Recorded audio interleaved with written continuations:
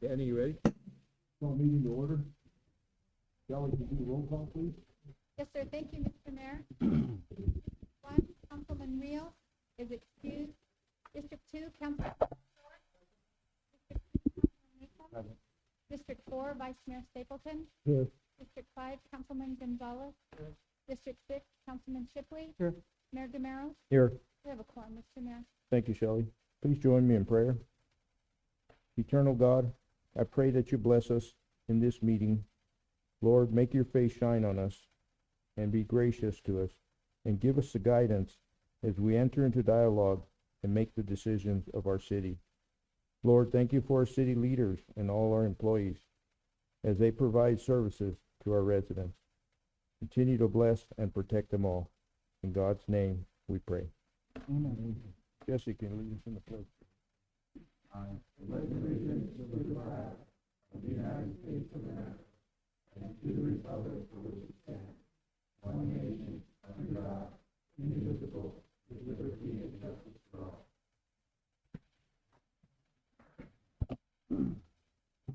We'll start with summary of current events, and we'll start with you, Mariano, down there. Thank you, Mr. Mayor. Last week I attended the ADOT meeting in Maricopa, and I was pleased once again that there's a lot of federal money and state money for doing infrastructure repair. And we've had these discussions across the subcommittees that there's a lot of work to be done to repair our infrastructure, and how do we fund it? Well, there are sources, and I know our city staff is working on it to try to get what we need. So I want to thank them for allowing me to go to that particular meeting, and I want to thank them for their expertise in, well, they wade right in there and joined the fray in trying to get us the funding that we're looking for. So I really appreciate the work of our city staff, Mr. Mayor. So thank you, sir. That's all I have. Thank you, Mariano. Fernando? Thank you, Mayor. Just a couple of things. Our Old Dominion Days is this week, and it celebrates the history of our area, especially mining. And so that's put on by the museum. And they're going to start on Saturday with an exhibit from 6 p.m. to 8 p.m. It's Amanda Morris, who's a local artist, and she takes photographs. And I think she specializes in taking sky night pictures. And so they're going to have her art displayed. It's going to have margaritas and pickle pear margaritas and homemade wine, and there'll be some other snacks. So it'd be nice to go out and support her. And then we'll have activities the 29th, 30th, and the 1st. So there's mine tours. Some of them are free. First come, first served, but once it's full, it's full. And then they do an old chuck wagon dinner and that is super cool. So they do everything like on the fire with the old pots and kettles, and they have like guys out there with guitars, and it's just a fun evening. So check it out, and hope you can make it. Thank you, man. Thank you, Fernando. Mike? Thank you, Mr. Mayor. I too, as you well know, I attended the ADOT meeting with Mariano. And did see a lot of the legislators down there. Am I on, Danny? Bubba. Yeah. It'll be good to see some of the legislators. We got some time with Representative Cook and Senator Shope, which was good. And just around, I want to make a comment about around town lately. I noticed the acorn lights downtown. Most of them are working now. So, John, if your guys had something to do with that, it looks great. I hope we get them all going eventually. Also, the folks who painted the round window building on the corner over here, I don't remember the name of it, but it looks great, and especially at sunset when the light hits it just right. It really highlights that building, so it's good to see some of that progress in the community.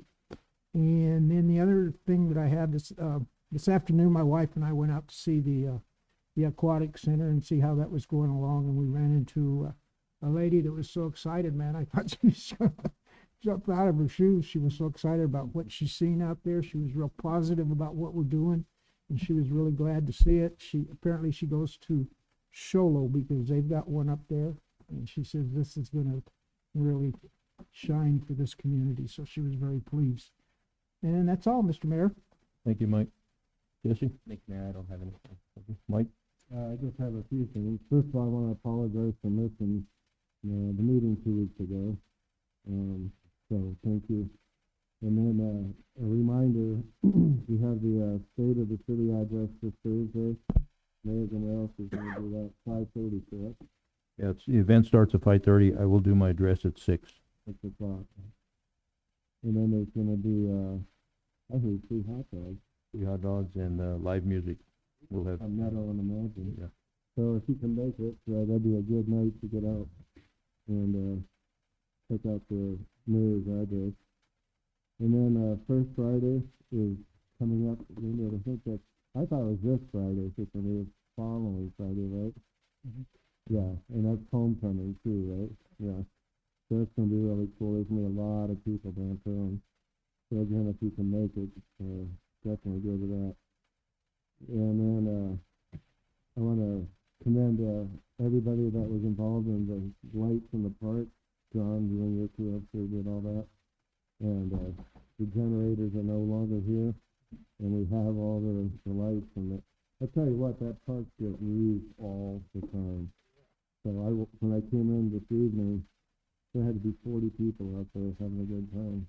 So thank you very much. And lastly, if you can make it to a Globe football game, I've been going to all of them. 2 weeks ago, I had to go to Tombstone, 3.5 hours one way, and they got annihilated. But go Globe, right? But if you can make it, this Friday is the Morenci. Yeah, another long day. Mm-hmm. So, but anyway, that's all I have, Mary. Thank you. Thank you, Mike.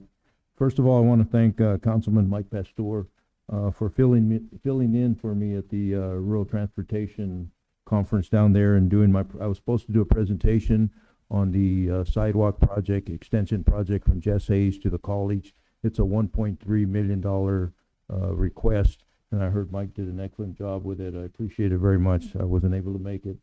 It's very important that we really push our projects and bring that money to our community. That's what it truly takes. You talked about the building with the round windows they painted and also replaced all the windows. So Tony Brusco, who lives in Alaska, actually came down and they got all that project done while he was down here. It does look nice now as painted. And First Friday begins, Mike mentioned First Friday, starts at 12 o'clock this time. It's at 12 noon because of homecoming parade, and it goes till 7 p.m. So come and enjoy all the activities going on in celebration also with homecoming. Mike mentioned it, but I invite you all to come to the State of the City address this Thursday. It starts at 5:30, and then I'll do my address at 6. There'll be free hot dogs, live music from Neto and Imagine, and you learn a little bit about where we've been and where we're heading for the future. One other thing, on October 15th, there's a STAND event. STAND stands for Stand Together Against Narcotics and Drugs. There is a big push to really educate and learn about fentanyl overdoses and all the people dying from those. I mean, they're making them look like candy now, and they're making it easier or attracting kids, and those are the ones that are dying. So they're having a STAND event in Miami. It's going to be at William Plaza. It's just a group that started this event's going, and they're working with the county. I guess they're going to have live music, vendors, and robots there too. I guess I don't know about the robots. I've never seen them, but I think they're having to do with drugs and stuff like that. So that's on October 15th, same day as Apache G Days, but this is in the evening from 6 to 10, I think it is. And that's all I have. Thank you. So, Mr. Mayor, members of council, it's hard to believe Halloween's just around the corner. We've gone from summer event season to fall and winter event season. You know, they're so important. They're help for our quality of life. Every member of staff is involved one way or another. 8 to 5 for city staff, Monday through Friday doesn't work anymore. And police and fire also. So they're all pulling together, working together to make sure these events go off well, because they're so important to what this council has driven, event-centric, leading the charge and quality of life issues. And so a big shout out to all staff. And Mr. Mayor, members of council, that's all I have for you. Thank you. We'll go to our first community call to the public, and this is the time when anybody from the public wishes to address the council. It is limited to 3 minutes, and just a reminder that any comments made, council cannot respond to the comments, but can direct staff to do some follow-up on them. I do not have any calling cards for community call to the public. Do we have any online, or nobody in? Nothing in email, no. Any text? Nobody in-house here really wanting to speak to the council? No one racing to the podium. Not too late. So we'll move to special presentations and ceremonial matters. And this is a very important subject, especially with the water shortages we're hearing in the valley and stuff. So this was something the council was adamant about, wanted to find out, where we stand as far as our water supply and along with the rest of the state. So we'll have a presentation of the current state of the city of Globe water supply and strategic steps and long-term goals to build water resiliency. And we'll have online Victoria Hermosia and Montgomery and Associates Water Resources Consultants. And Mr. Mayor, this is going to be kind of a tag team project here. Victoria is the primary presenter. I'm going to lay some foundational work here, and then we have excuse me, John is here, Vince is here. I think Jerry will be around, and Paul Hendricks are. We have Paul here too. Yeah, he moved on you. He moved on. Yeah. They, in case we have any additional questions and clarifications. So let me just go ahead and begin. Let's see here. So the again, questions statewide about the water supply, and Victoria's going to talk about how that kind of was triggered by the CAP project and the Colorado River water. I'm here to tell you tonight that, and we met and confirmed all this today, City of Globe continues to maintain an adequate supply of water. We have access up to 2,500 acre foot a year. We pump about half of that, about 1,100 acre feet. We did a quick math, and if we were to add 3,000 homes, we still could supply those 3,000 homes with the supplies we have. But that doesn't mean that we can't plan for the future. I think proactive was the word that we were using at staff today. It's not that anything is different for us, other than the rest of the state is now got their eye on water, and so we can do more. We have the time, and we can put a plan in place for short, middle, and long term, and make sure that we're we have a plan, know where we're going, and what we can do in case things do change. Tonight, this will probably be the first of a couple of presentations throughout the next year. We're going to have the initial high-level conversation about a variety of actions we can consider. We're going to talk tonight about issues within our control. We'll resist the inclination to speculate. We're going to come up we did this in staff today. We came up with, well, what about this and what about that? And those things are probably going to come up. There'll be questions that we'll take and we'll come back to you with facts and experts to ask those questions. So as we hit those areas of question marks, we don't want to get into a lot of speculation, but let's note it and we'll come back. There are many, I can think of 4 different categories of presentations we do after this one, just from our conversation today. So let's see here. And so next slide is Victoria, you're up. And take a second, Victoria, to introduce yourself and your credentials. Absolutely. Can everyone hear me? Yes, we can. Perfect. Okay, well, my name is Victoria Hermosia. I do work with Montgomery and Associates, which is a water resources consulting firm based in Tucson, but with offices kind of all over. I am here tonight actually as a volunteer. I was the coordinator and facilitator for the Cobra Valley Watershed Partnership for 3 years. Some of you may have met me and been in meetings with me. So thank you for inviting me back.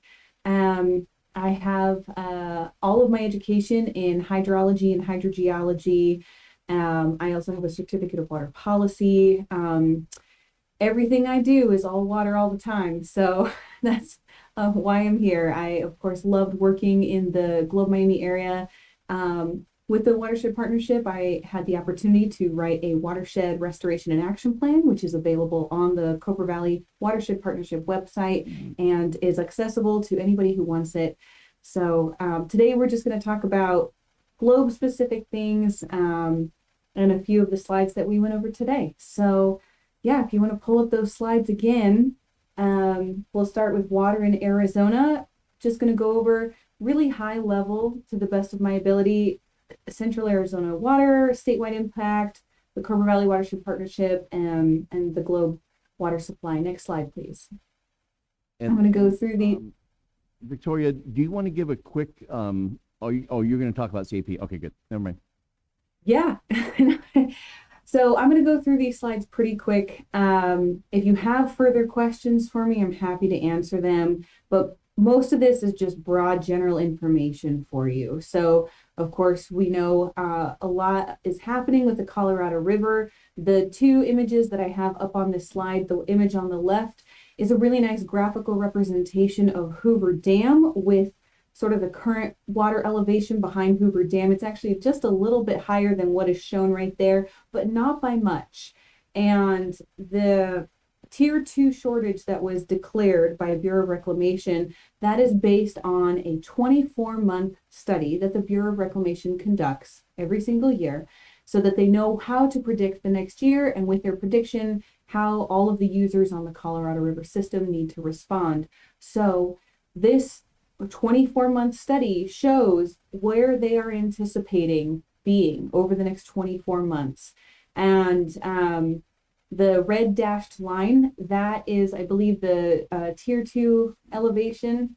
And you see those projected lines, sort of a green, best case scenario, blue, most likely, and then yellow, the worst case scenario.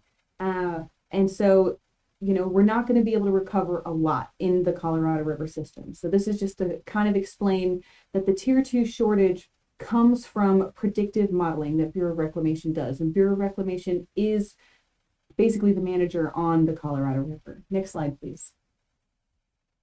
So again, high level, I just want to show that who gets what water where.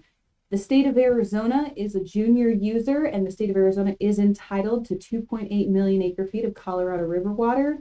Almost half of that is allocated to on-river water users. So that's the bar graph on the left. basically the rest of the allocation goes to the Central Arizona project. And so the on-river users, those are the users that generally have higher priority within Arizona. Off-river users generally have lower priority. And these are broad generalizations, so just keep that in mind. Next slide, please. This shows the allocation through the Central Arizona project system. So from our broad state of Arizona allocation, within the state of Arizona, we have to break out who gets what where, and even within the CAP system, we have to break it out further. This is just the priorities within the CAP system. And you see there have been a series of agreements to keep water in Lake Mead behind Hoover Dam. And each new set of restrictions, each new set of agreements kind of move some of those lines around. The latest one is, of course, the Lower Basin Drought Contingency Plan. And that is where we came up with Tier 0, Tier 1, Tier 2A, Tier 2B, and that sort of thing. But these are the priority pools within the CAP system, so you kind of understand further and further breakdowns. Next slide, please. The good news is you don't receive any CAP water. You're uphill and far away. So the red star just shows where you are, and that dark black line shows the CAP canal bringing water into Central Arizona from the Colorado River, and you don't receive any of that. But all of this is to say, next slide. All of this is to say, even though you don't receive Colorado River water, you are in the same boat as the Colorado River, and that boat is drought. We're in the same drought as the Western United States. We've been in this drought for the last 20 years. We're not sure if this is the beginning, middle, or the end of this drought. This is from the Drought Monitor. This was published last Thursday. The Drought Monitor is updated every Thursday, so you're welcome to look at the Drought Monitor every week, like I do, just be in the know. But regardless of what the Drought Monitor is showing, most of the predictive models are showing that we're still going to head into a hotter, drier future. Hotter, drier future invites more drought anyways, so regardless, you can anticipate slightly elevated temperatures as we move forward, and there's some debate. Same or less amount of rain, but many models are actually already showing that even if you get the same amount of rain, you're not going to get it in the same way. You might get all of your rain at once versus spread throughout time. So that causes problems for water supply too. So regardless, a hotter, drier future. Next slide, please. So some of you may know the Copper Valley Watershed Partnership was formed back in 2019. Watershed partnerships are voluntary alliances among vested stakeholders that share a common bond in that they would like to see their watershed improve water quality and maintain or improve quality of life. And the Watershed Partnership, like everyone else, was hit hard by the pandemic, so it became a little bit challenging, but we made our way through and did the best we could. Next slide. Throughout that time, I put together the Watershed Action Plan. This is the cover, and within the plan, we have three main sections: the introduction, the action plan and overarching goals, and implementation. I was doing pretty good writing this plan until the telegraph fire, and then I rewrote it because the priorities just no longer fit the watershed after the fire. The main priorities are fire preparedness and resiliency and restoration, stream channel and floodplain restoration, and then the third priority is drought contingency planning and water supply security. All of these things are tied together within the watershed. Each one overlaps well with the other, as things do in watershed views. So the next slide, I'm going to go ahead and hand it back to Paul. Mr. Mayor, members of council, thank you. Victoria, thank you. The so actions to consider. We brainstorm some issues today, and this is the starting point. System efficiency. We've always talked about that, and we have been working on that. That is, we, as Councilman Rios would say, we operate an enterprise utility company where we deliver a product, and that product is water. And we need to make sure that that it is delivered, and everything we pump makes it to the faucet, and anything leaking out in the ground through aged pipes or leaks or the contractions and all the issues we have. I mean, we have 3 water lines on the agenda tonight that we're repairing. So what we are doing and need to continue to do is maintain and improve our water distribution system. The other thing that we have been doing and will need to continue to do, the efficiency of pumps and wells. Make sure that we're pulling the water up, we're pulling it up clean. I'm not a water and pump expert. You have people in the room that are, but that is a focus to make sure we're doing that efficiently and not losing. And then improved leak detection. I know that Vince had talked about, we're working on, every meter that's leaking a little bit on our side is water that's not being, that we're pumping, but we're not, delivering.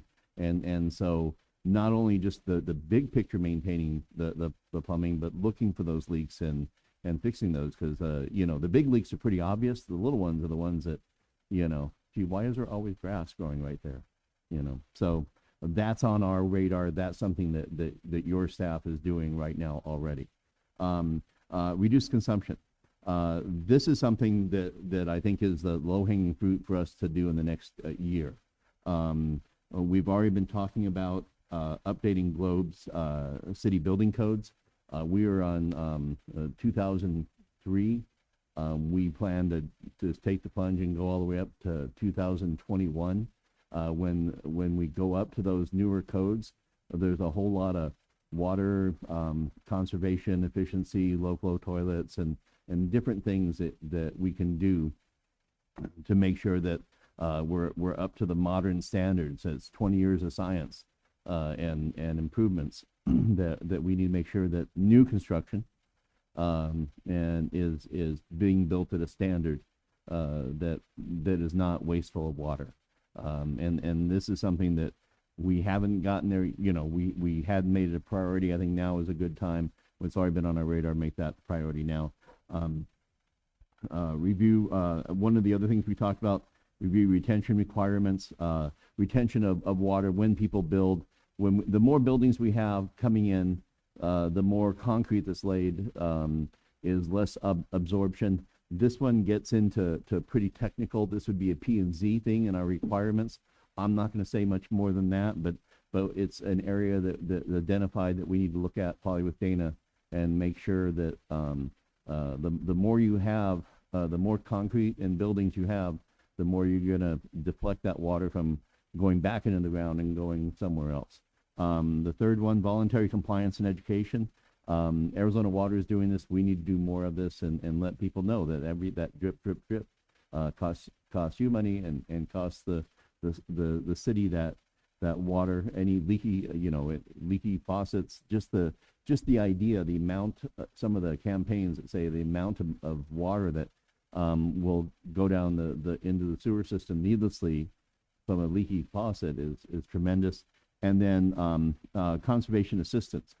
We can give out those tools, the little tablets you put in the toilet to see if the flapper's leaking, and to the point where we can pass out flappers or coupons for flappers, low flow shower heads, those types of things. Those are easy, low hanging fruit that we can do now. And the question was, well, is this a gift clause violation? Well, no, it's our system. And we can offer to everybody within our system, and I believe this would be in city and our customers outside the city, because they're pulling from the same place. We put a standard out there and say, if you want to take advantage of this, better that you replace it. It saves us money in the long run by buying these shower heads and flappers and whatever else we can consider to help conserve the product and lowers their bill. And so next slide. And if you have any questions, jump in. We have there. So that's a picture of assistant. Vince, what is that? I added these photos to demonstrate broken pipes and system conservation, just to show it's easier to see pictures when we talk about this stuff. Where we're pumping perfectly clean water, and if we're putting it into a system that leaks, we're losing that water. Let's go through these and see what we find. It's just too. And do you want to speak to this one? I will say I live in the city of Tucson, and the city of Tucson has made major investments into helping residents with low flow shower fixtures and low flow toilets, and has over the last 20-30 years brought down the gallons per capita per day usage very, very low. And it's been very, very impressive. It has allowed the city to grow while reducing its water consumption, which further builds our own water resiliency. So we have a success story right here in Arizona, where it can be done. And one of the things we discussed at the staff meeting today is with the recent legislative bill that was passed from the state of Arizona, there will be more funding available. We'll get to that later, but there are a lot of funding opportunities for system resiliency, system conservation, system efficiency, and these are very tangible and quantifiable benefits. Next slide. All right, now, Victoria, take it from here. Back to me. Okay. So more to the watershed scale and sort of long-term thinking, there are two additional things we wanted to present to you today. One is about diversifying your water supply. Currently, the City of Globe water supply is all groundwater and mainly supplied out of the Cutter Basin wells, and there are a couple other wells within the Pinal Creek watershed that do supply the City of Globe. But diversifying supply allows you to have other options available in case any one of these other pieces are unavailable for whatever reason, whether it's well replacement or the drought persists or any myriad of reasons that your supply can be interrupted. Within the Watershed Action Plan, like I said, there's an entire section written about drought contingency planning and water supply security. Within water supply security, I do talk about diversification, spring boxes, additional wells, working with the mines, working with the Forest Service, and then also at that watershed scale, thinking about how we can also put water back into the system, not just how can we get water from the system, but also make sure we're returning water to the system and taking care of the watershed and basin health over the long term. So next slide, please. Mayor, can I ask a question? Yeah, we got a question, Victoria. Victoria, Oh, sure. it's Fernando. So I know that we are in SRP's watershed, and they claim all surface water is theirs. So how would that affect like spring boxes? Yeah, absolutely. And that is a really important question, and I'm thankful that you brought that up. So SRP has a very strong program focused on upland watershed health. And so you are in the uplands of the Salt River watershed, and watershed health really is about protecting their supply. So one of the things that threatens SRP's water supply are things like major fires. When you have major fires, as you saw after the Telegraph fire, you get, of course, the fires come right during and before monsoon season. You get monsoons and it washes all of that soot and debris and burned stuff down. They have higher turbidity water. They have less storage in the river and in the reservoirs because things are just coming down from these burned areas. So they have found, as many other watersheds and water utilities have found, that if they protect their watershed health, they actually protect their water supply. So spring boxes themselves, we're talking about kind of a difference of scale here when it comes to water supply. Spring boxes generally don't produce a lot of water. We're talking maybe a gallon a minute to maybe up to 5 gallons a minute. It's not very much. And then once you kind of reach capacity with what your spring box can produce and store, the rest is runoff. So it's these tiny little ways that you can shore up supply along the way. But when it comes to surface water rights, I do know at least along Pinal Creek, there are other historical surface water rights and other surface water claims. The general adjudication has not yet gotten to Pinal Creek. SRP is, of course, one of the major claimants in the HELA adjudication. I am not a water attorney. I cannot speak for the law. I cannot speak for water attorneys. So I would strongly recommend, if you have additional surface water legal questions, that you do talk to a water attorney. But there are ways that you can try to improve your watershed health while working with SRP as a partner and not as an adversary. And SRP has put a lot of effort into building more positive relationships with rural communities. And so that much I do know. So things that contribute to watershed health, I think that they would be, again, and I'm also not speaking for SRP, but it is in alignment with several of their programs, if that makes sense. I hope that answers your question. It does, thank you.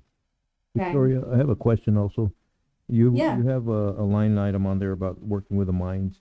Do we see any effect, because we are, Arizona is a big mining state, and the effect that it would have on mining? I know they have it broke down to how many gallons it takes to produce 1 pound of copper. I don't know what the numbers are, but do you see an effect on that in our mining industry? You mean the effect of the drought on the mining industry, Water- or the water shortage. effect again? The water shortage from the Colorado.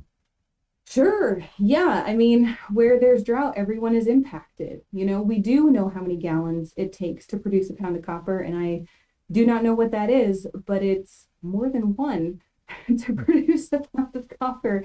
So everybody is having to deal with less, right? You have less budget to work with, but you still have a lot of the same expenses or increasing expenses. So as we move into the future, it's kind of about making each drop of water work as hard as it possibly can and go into overtime. And Mr. Mayor, members of council, and Victoria, we kind of had a little bit of this conversation because we do sell our effluent to the mines, and in one of the deeper long range possibilities is the use of effluent for potable water. But in that discussion, and I asked Victoria about this. I mean, we have a 50-year contract to sell our effluent, and both Victoria and Jerry said, well, it's going to take about 50 years to get that technology up and running and efficient, and it's not going to be cheap either. So the fact that we are in a 50-year contract doesn't really necessitate that we're losing an opportunity. And Victoria, you had explained that, if we sell that water, take that money and do something. How did you explained that well. So Sure. So moving into a hotter, drier future, reclaimed wastewater is of course becoming more valuable. And we see that throughout the West, and we see that throughout the world. There are several larger communities in the Western United States and around the world that already are using indirect potable reuse, but there is a lot of discussion about direct potable reuse. When it comes to reclaiming water for any kind of use, you're talking about multiple levels of treatment and cleaning of the water, which is expensive. When you start talking about reusing that, maybe even in a potable sense, you're increasing your cost per gallon of water for any kind of treated water. So it becomes a matter of cost benefit. With the deal that you currently have with Freeport, you probably have a lot more benefit still selling that water. They're putting that water to beneficial use without having to clean it a lot more. And that money then can be put towards other water system projects, like a new well or like new storage or new pipes or whatever it may be, that you actually get more per dollar and more per drop of water that doesn't need to be cleaned as much versus reclaimed water, which has to be cleaned a lot more. So you're looking at various capital and then operations and maintenance and cleaning costs. And what are you comparing it to?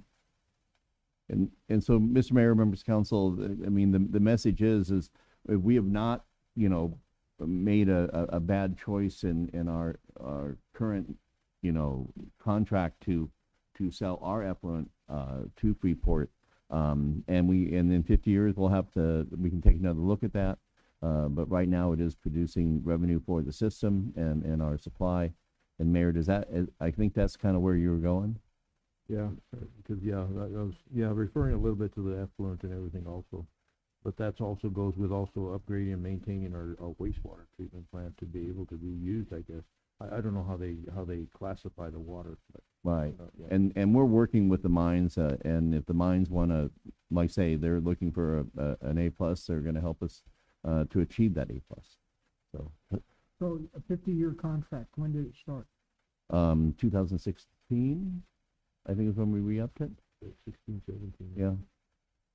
So it'd be 2067, 66. Yeah. We shouldn't have to worry. Yeah. Mr. Mayor, Go ahead, Mariano. several comments come to mind. Could I get an electronic copy of that study, please, Paul? to Yeah, we read? can get that, and we can email the No. link out definitely too. Yeah, I need to look at that. In a previous career, I did a study. I had several different kinds of studies and manuals on my desk as a state emergency manager.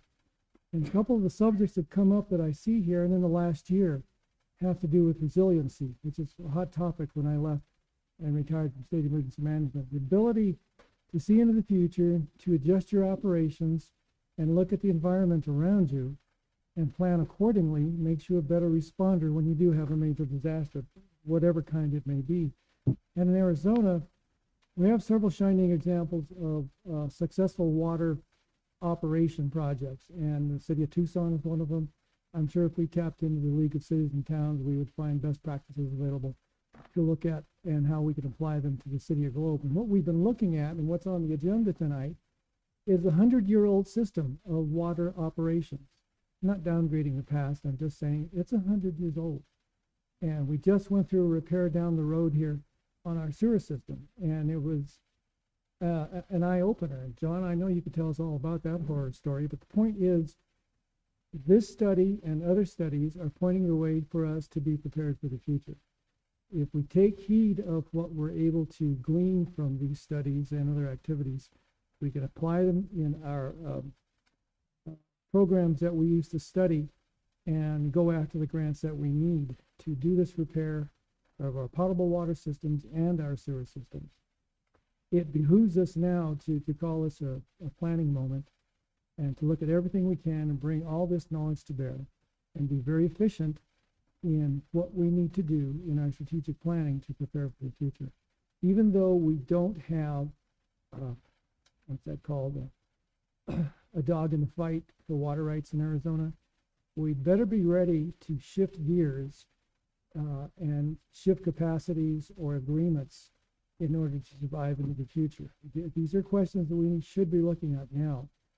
We may not be around in 50 years, but the people in the future are going to look back at us and say they had every chance to fix that, and they didn't. And I don't want that to be known like that. I think we should attack this. We should look at the resiliency of both sides of the water question and study what we can do to, what's our plan B? What's our plan C? You know, what if that aquifer out there does go very slow?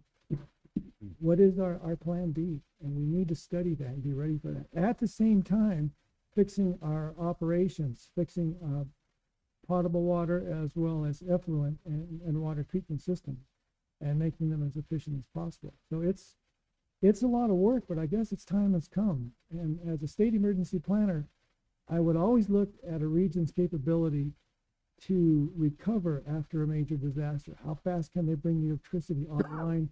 How fast can they fix that sewer treatment plant or the water treatment plant, the gas lines? How fast can they bring that up? We've been lucky. We haven't had too many of those problems in the region. And I think it behooves the cities and towns right now to look at these things and then go after the grants that we need to make a resiliency for the future. If we don't do that, then there's a danger that we had the time to make a plan B and we didn't get it done. So I think that's the only thing I can say on that.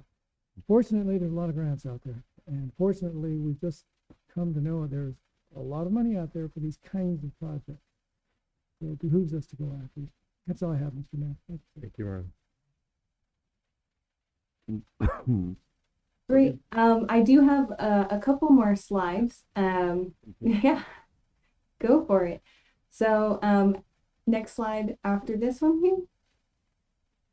Yeah, so the diversify the supply, this is just to show sort of at a map scale what what was sort of explained, how we were kind of thinking about this.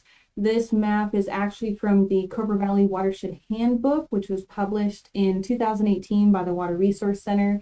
And then I've just added on to here where you would start to look at diversifying, and these just where some of these diversification projects might occur within the Pinal Creek Basin.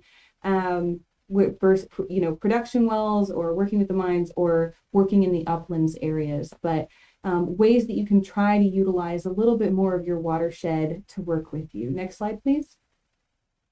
Another topic that we discussed today that is still going to be important as you move into the future, especially as you recover from the telegraph fire, is how to work with Pinal Creek and your floodplain, and how this can actually achieve several benefits. So stream channel restoration and floodplain restoration. This is something that will help with floods coming off of the mountains.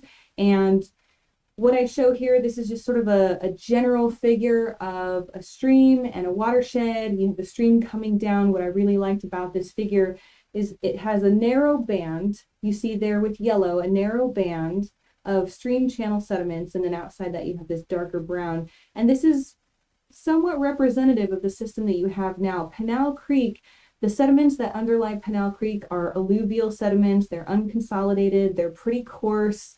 The water that you find in the alluvial sediments is unconfined water. And then that rests on top of, generally, you'll have to look at a geologic map, but generally in the Glomami area, it overlies the Gila conglomerate. So you actually have a two aquifer system. You have the alluvial system and the Gila conglomerate system. Water can flow pretty easily through the alluvial system. However, what you have through this alluvial system is legacy mining impacts. You have a Superfund site that is, of course, being monitored and mitigated by Freeport. But then there are several wells that are drilled into the Gila conglomerate system. When you start to work with floodplain restoration and stream channel restoration, there are a lot of things that can come from this. One, you get a healthier riparian environment, but really what you're also getting is you're actually getting more water into the ground. And that's shown with the arrows going down. If you can work better with your channel and with your natural environment, you wind up putting more water back into the ground. And then that actually helps with the Superfund site that is available, well, that is present here. There are ways to try to attenuate big floods that come off of burn scars. I've shown here, and again, this is very, very general, but sort of channels coming off of the main channel to detention basins. And what that can do is help lower your flood stage. I saw a video from right after the telegraph fire of water in Pinal Creek, I think at the road or just above the road level, but because there were those walls through downtown, the water, of course, was not flooding over the street, but it was not that far off from flooding the street through downtown Globe. And it was scary. It was really scary to think about. And if you had the opportunity to pull some of that water off, you could have really helped preserve your system a little bit better. The system worked, but these floods, they're still going to threaten your system. So being able to pull these floodwaters off at various places, detain it, then that water can slowly soak back into the ground. Now, it's a lot easier and a lot faster to get this water into those alluvial sediments.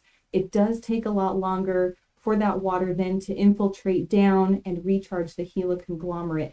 But this is the kind of project, or this is the kind of approach with a watershed vision that is more of long-term. You're really setting yourself up for that 50, 100-year vision, things that, you might see some benefits now for the next 1, 5, 10 years, but these benefits are really going to come to fruition a lot longer and is going to improve the health of the watershed and improve the health of the water system over the long term. There are several examples of this, even within the state of Arizona. Of course, down here in Tucson with the Santa Cruz River, there's the Rio Reimagined project in the Salt River Basin down in the Phoenix area, ways that people are trying to let the water and let the streams do the work that they know how to do, help us shore up our water supplies and bring down flood risks. So next slide, please. overall, everything that we're talking to you about today is water resilience, trying to set up for a very water resilient future. It's commonly understood as the ability of water systems to withstand a variety of water related shocks, such as floods, droughts, and changes in water quality, without losing the ability to support key functions. It is also the ability of water systems to transform and adapt to new hydrologic regimes, which is something that we are already experiencing and are anticipating experiencing as we move into the future. And so building out your ability to be resilient now is helping yourself in the future. And that was the main thing that I wanted to say. And the rest of the slides are all up to Paul. Okay. There we go. Mr. Mayor, members of council, and Victoria, thank you. The follow-up on this is additional presentations. I see this as a year-long challenge. We need to consult with additional experts.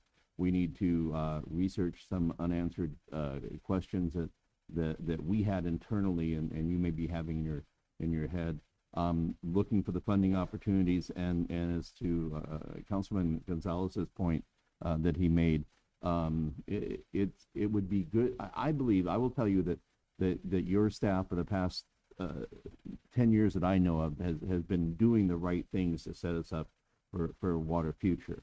But I don't think there's and I don't know, there may be a document out there, but I think if there is a document out there, we build on that and come up with, here's plan A, here's plan B, if things, make a turn for the worse, what we can do and the things we've laid out, and have that map and brag about the things that we've already been doing, and make sure we remember the things that we plan to do.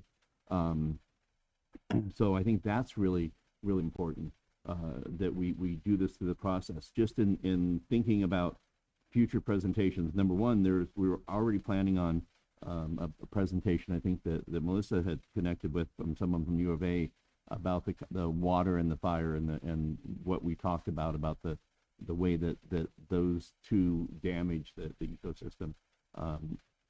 Also, I definitely will be bringing forward a presentation, more detail from city staff on exactly wells, pumping, tanks, aquifers, where we more specifically get our water supply, and reinforce that fact that we are okay we are good right now, even with growth and substantial growth.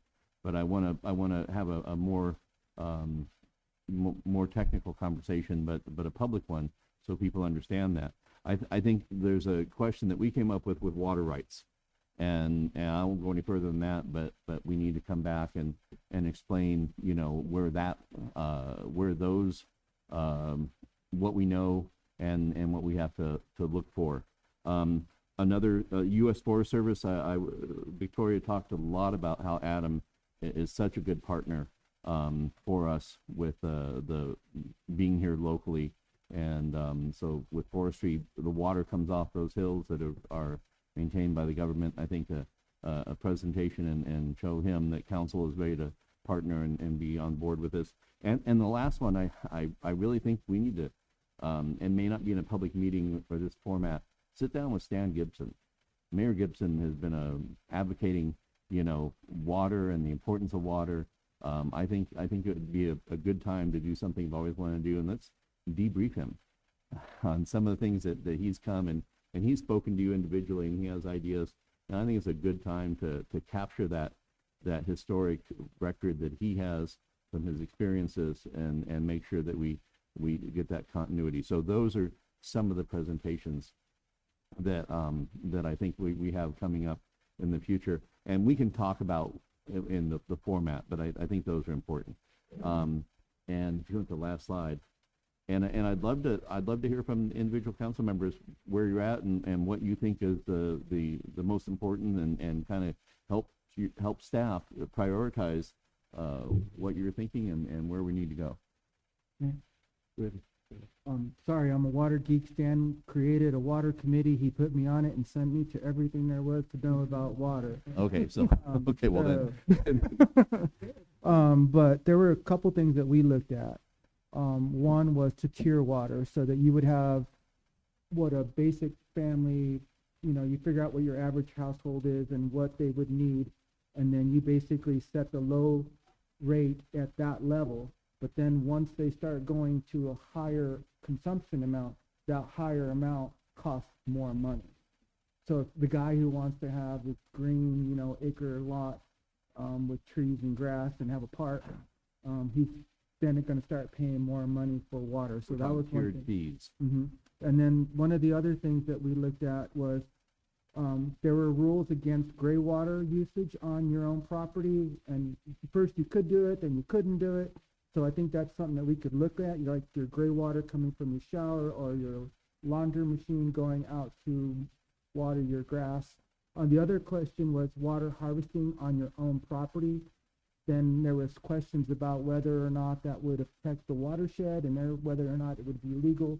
So basically capture all the water off your roof, you store it on your property and use that to water your plants and your outdoors.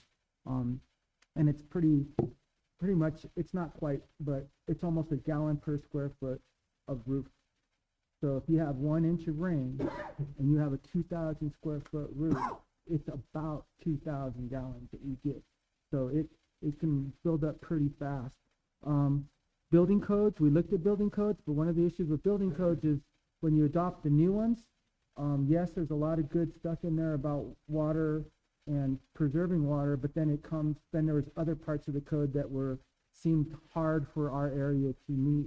So one of the things that we talked about is you can go to new building codes, but then look at specific sections and adopt a different version for Globe.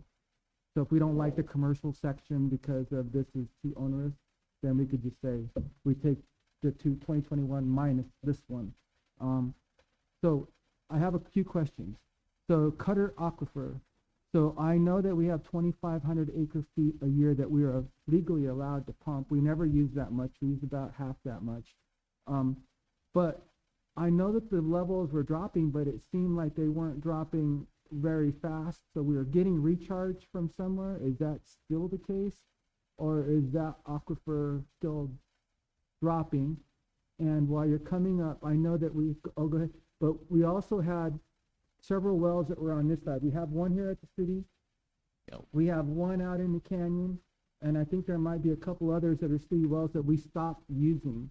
So let me share this. We have the Cutter Basin. We have the Healer conglomerate that is more expensive to pull out, but we do pull from there.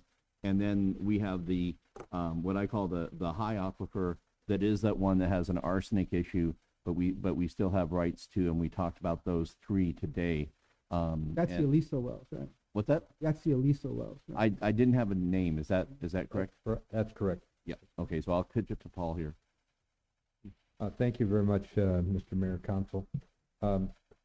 The information that we have now is tied right into the new SCADA system that you funded a number of years ago. In the past, it was all done manually, and our records are very incomplete historically. You can look back to when the wells were drilled and where they are now. There's about 100 feet of drop, which sounds scary from that standpoint, but you are correct. It has been mitigated with nature's kind of situation.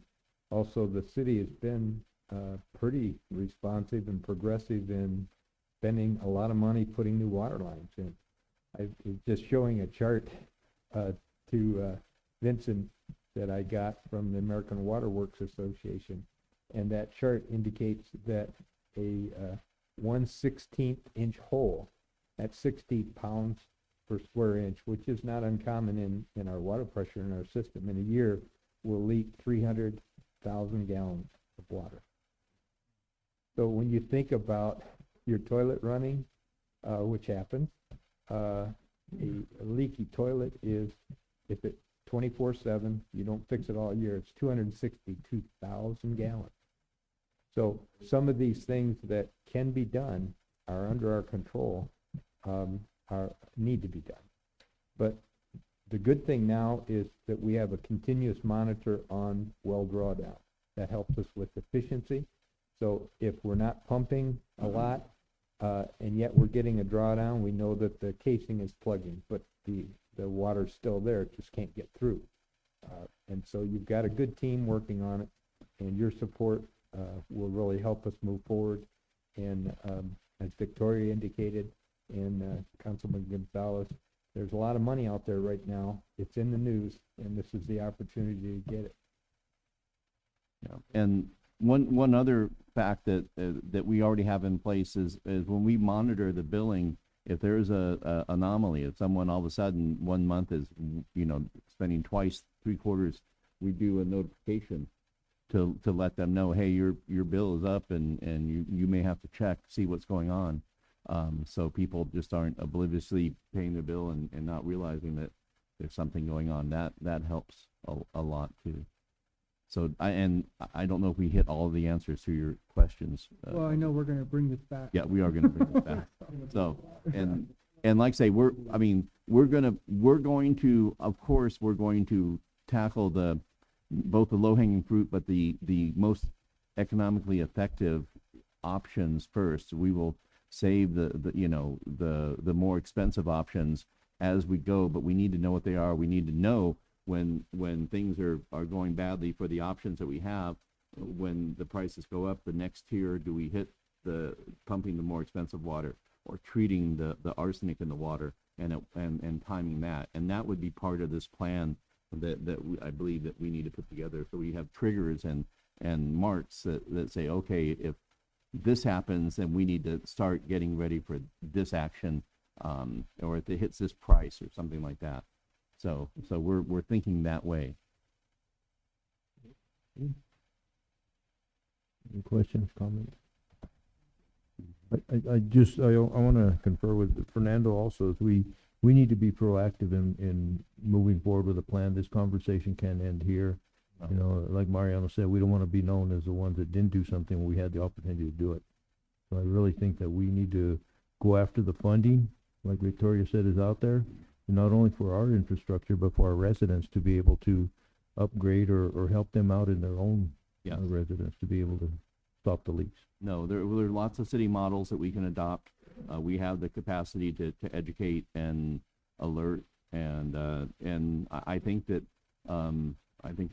our residents are looking to us for leadership, and say, hang on, we're good. I asked this question to Victoria, and I think that of cities in Arizona, we're sitting pretty well, but we can't, but we can do better. Sit on that up. No, yeah, but that's not, we don't just idle there. We need to maintain our advantage and plan for the future, just as we would any other idea. Victoria, any other last words? Oh wait, I did know that you have continuing meetings with the watershed, and there's something going on in Payson coming up too.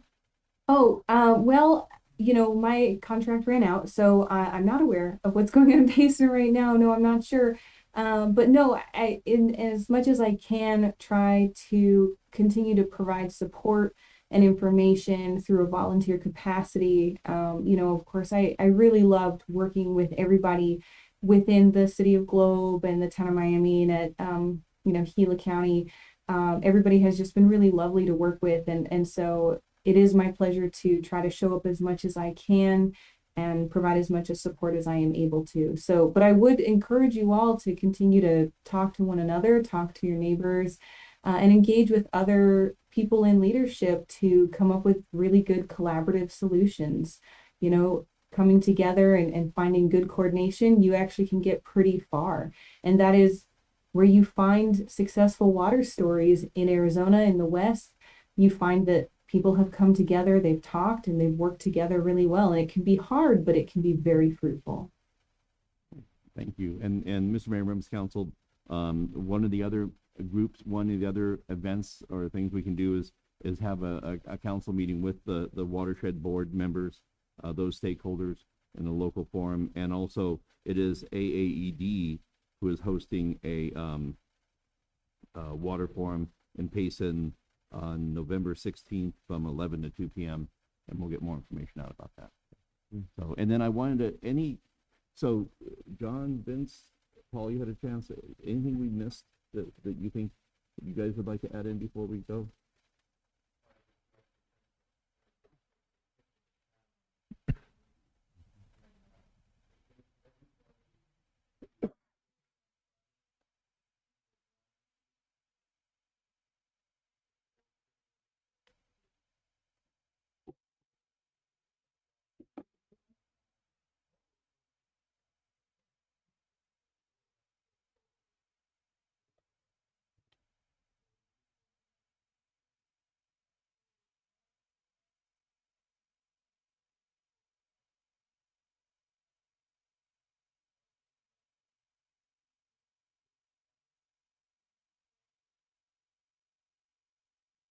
And John, did you, anything? And John, jump up to the mic, so. Yeah, we should have had No, Paul all jump right. up to the mic. Well, I don't know if we picked that up totally on the Zoom, but. Yeah.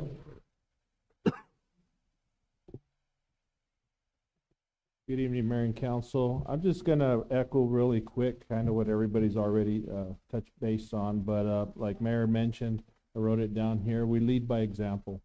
And I think right now it's really key for the city of Globe to take these steps now. We're looking at opening our pool, you know, conservation in our pool area, our splash pads, upgrading our parks, our downtown area. All this is gonna be water resources used.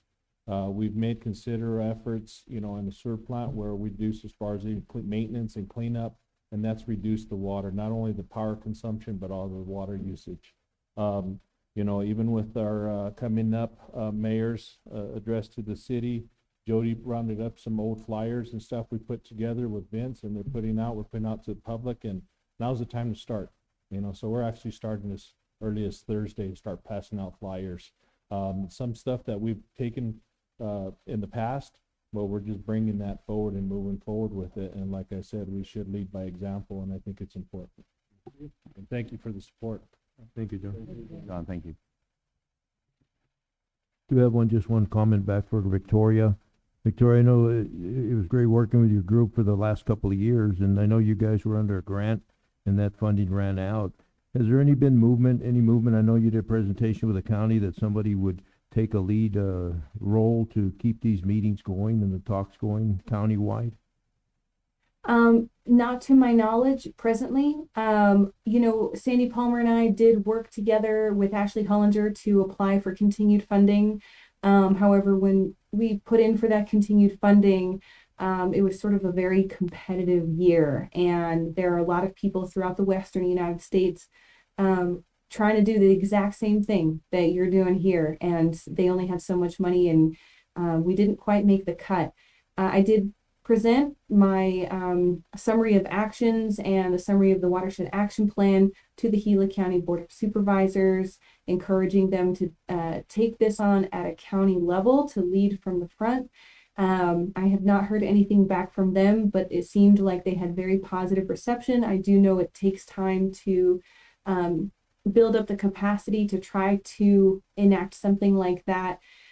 So beyond that, I'm not entirely sure where things have gone with continued meetings. So I would encourage you perhaps to reach out to Chris Jones at the U of A Extension office, because I know he, of course, is deeply invested in this as well as his other projects. So he might be a good resource if there are any additional meetings or continued meetings at this point. Thank you very much, Victoria. Ms. Mayor, That members of council, that's our presentation tonight on water. Victoria, thank you. Thank you, Victoria. Thank you, Victoria. Thank you, Victoria. Thank you all.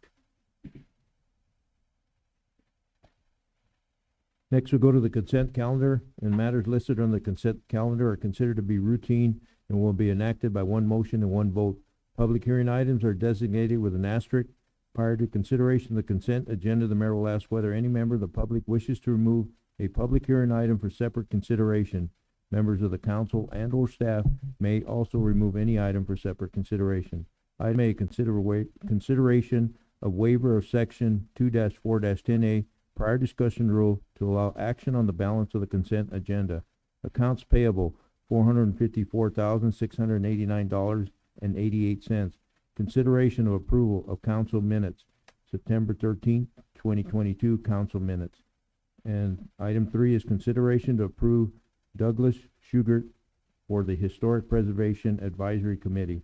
Is there anybody from the public, staff, or council that wants to remove any of these items for separate consideration?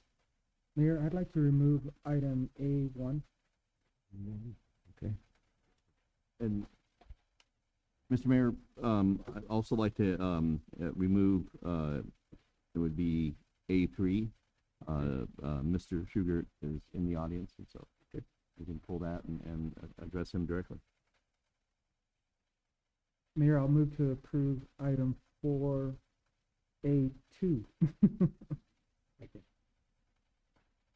Motion and second for approval, minus item 1 and 3 under A. Is there any further discussion? All those in favor say aye. Aye. Any opposed, nay. Any abstaining? Motion passed. So we'll go back to item A1, and that is accounts payable. I just got 2 quick questions. So I noticed that we buy a lot of things from Ace Hardware.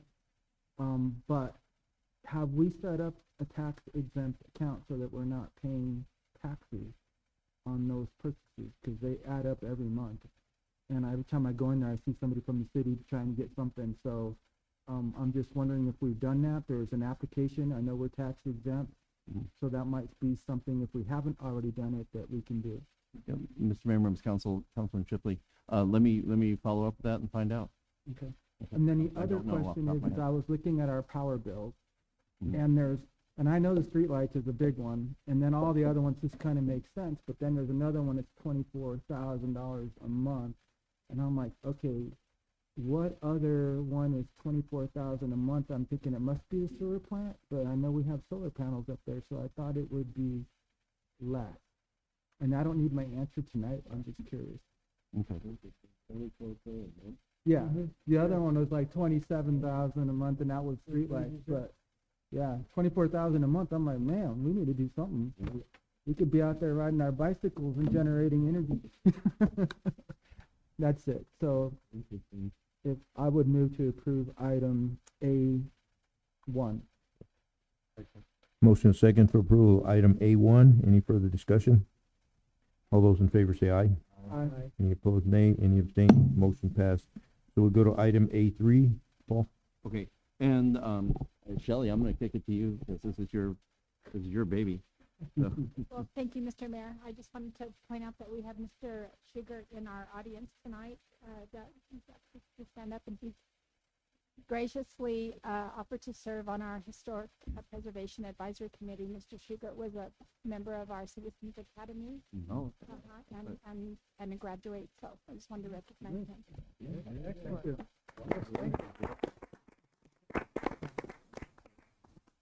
so staff recommends approval. Thank you, Mr. Schugert, for volunteering on that committee. It's very important to preserve our historic downtown and go through that. Thank you very much. We have to make a motion and, okay, Mr. Mayor, I'd make a motion that we approve Mr. Schugart to be appointed to the Historical Preservation Advisory Committee. Motion and second for approval of item A3. Any further discussion? All those in favor say aye. Aye. Any opposed, nay. Any abstaining? Motion passed. Go to new business, item 5A, discussion and consideration of resolution number 1862, which would designate the City of Globe City Manager Paul Jepson as Chief Fiscal Officer on the behalf of the City Globe to submit the annual expenditure limit report for fiscal year 2023 to the Auditor General, and consideration to waive section 2-4-10A prior discussion rule. Paul, Shelley, can you read resolution 1862, please? Yes, thank you, Mr. Mayor. Resolution number 1862, a resolution of the City of Globe, Arizona, Mayor and Common Council designating the Chief Fiscal Officer for officially submitting the fiscal year 2023 expenditure limitation report to the Arizona Auditor General. Is council pleased with that read? Yes. So, Mr. Mayor, members of council, traditionally, the finance director and traditionally, Jeannie has been the one we've documented for this. This year I will take on the responsibility, but I promise you, I will check with the finance department, with Terry and with the auditors and review and have them, make sure I'm fully aware of what I am signing.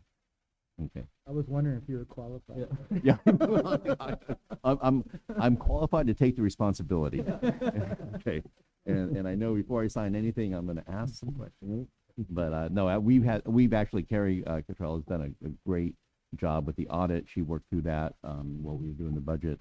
And I've gotten, that is one area I feel very confident. But and then after we get that done, we will have a presentation by our auditors, Colby and Powell, to explain it all and ask questions. But it's a formality, but I will make sure before I sign. Okay. Any other questions? I'll make a motion to approve resolution number 1862 and waive the rules. Second. Motion and a second for approval of resolution 1862 and of waiving of the rules. Is there any further discussion? All those in favor say aye. Aye. Any opposed, nay. Any abstaining? Motion passed. Go to action items. Item 6A, discussion and consideration of the planning and zoning's recommendation of case number G-22-01, a request for a 17.5-foot tall monument sign in excess of the 16-foot maximum height limitation pursuant to zoning codes 14-13-20 J3B, located at 1100 North Broad Street, assessor parcel number 207-15-07077A, former Napa building. And we'll have Dana Burkhardt, and I also have a speak card from Mr. Mike Laporte. Will also give us an update on what on his end. Dana. Thank you very much, Mayor, council members. Pleasure to have this item before you tonight. And if you recall, this is effectively continued from your last meeting, specifically on regarding site visibility, and we'll hop right into that discussion. Just a quick recap. I'll share my screen now.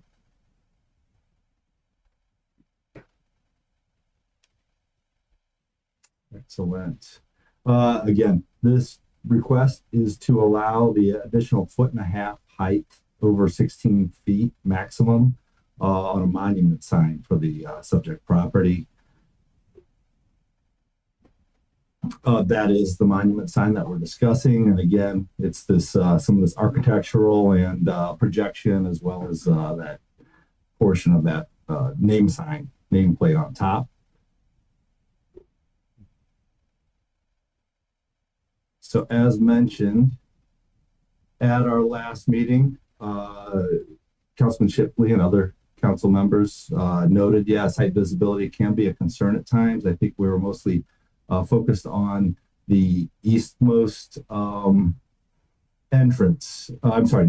entrance, which is basically right here. The applicant provided an engineered site study, a site visibility study that complies with AASHTO standards, which is basically the American Association of Highway Traffic Officials.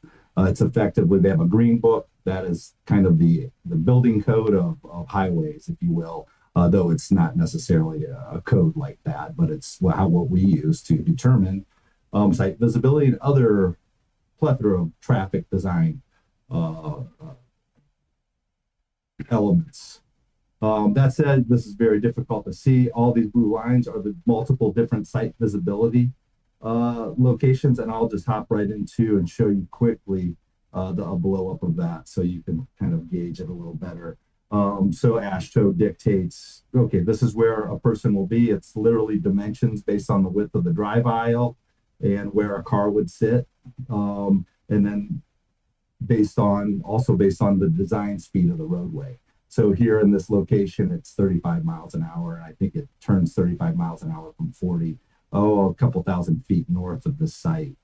So anyway, as you can see right at this north entrance is where I'll focus on, because that seems to be the area in question. But what we did realize is that, first off, none of the site visibility distances are affected by the proposed sign. This is the sign. I'll show a blow up, but it doesn't impinge on any of the AASHTO required site visibility, site distance lines. But what does get impact is this business directly adjacent. They do have parking on occasion out front, and that would this long sight distance line that you see right here running right through that facility is basically the measurement that you would typically want clear. But obviously, both of these properties have been developed for some time, both of which are legal non-conforming. And that's not to say that we can't work on this in the future if there's continued concerns and issues. So that said, that's the blow up of that entrance. And what you see here, this sight distance is actually, this line that's being pointed to is for the south entrance looking north at oncoming traffic. And that meets, it actually ends right here. For the design speed, it's around 500 feet distance that is met, and it goes into that first travel lane where you would be turning out into if you're making a right-hand turn on the south side. This sight distance line right here, this short one that stops, that's the one in question. And that is low, it's only 200 feet long to this point in the middle of the drive aisle or the driving lane, southbound driving lane. And that is because there's a car that you can see in this graphic or this image. There would be a car park there. So in that situation, that would obstruct that view shed. So anyway, as I mentioned, the proposed sign and its height, sign location and the associated height really isn't really impacting any site visibility. And I'll get to that. This is the view if you're sitting exiting the north exiting the parking lot from the north side. The top is a blow up of that sight distance. And here in this situation, you can see past that pickup truck and that sign, and you could probably get close to that sight distance, the required sight distance. And it's not technically required, the engineered preferred sight distance. And then down here, you saw a larger blow up of that. There's the sign location. Here are those sight visibility sight lines. And as you can see, none of them are impacted by that sign, the proposed location for that sign. And this triangle right here happens to be a sight visibility triangle that we actually require. It's in our zoning code. And anybody's driveways near intersections or corners of intersect, not necessarily driveways, but in a commercial situation, yes. In a single family situation, we wouldn't really be as particular, but any intersection in the community, we strive to keep that corner triangle clear. And there's some discretion that's allowed for the engineer based on angles and elevations and all kinds of other fun stuff. So one thing I do want to point out, and neglected to point out last week or at your last meeting. So this property currently has 5 curb cuts or ingress-egress locations.